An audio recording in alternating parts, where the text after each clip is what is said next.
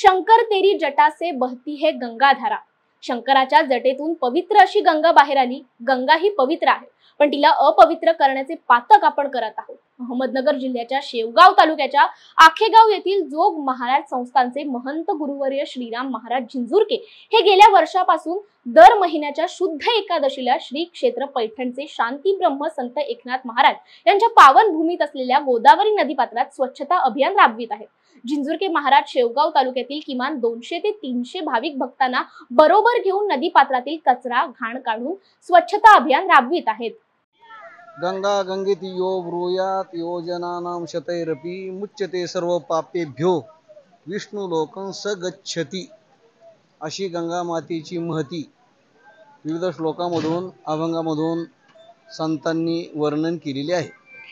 नुसतं गंगेचं आपण ध्यान केलं, जप केला तरी विष्णू लोकाची प्राप्ती होते। स्नान केल्याच्या नंतर आपलं पाप जातं।